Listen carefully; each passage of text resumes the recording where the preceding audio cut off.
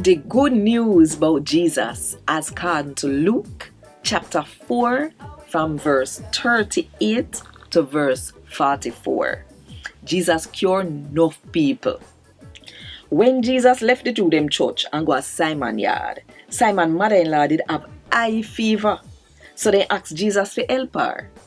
So Jesus stand up and tell the fever to tap, and the fever broke.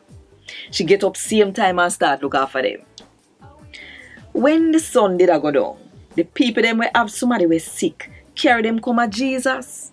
He put him on pa every one of them and make them better, no matter where them did sick with. Demon come out and enough people and a shout, "You are God pickney." Them did no say him are the Christ. So Jesus make them can't say nothing. The next morning, Jesus go and place which part nobody named there.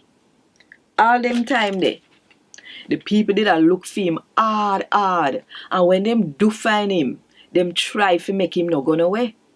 But Jesus tell them, say, me have to go give the good news about God's kingdom to the other town them. Cause of that God send me to do.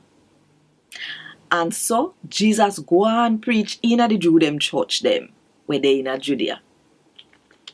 And God Wod Dis. Thank God.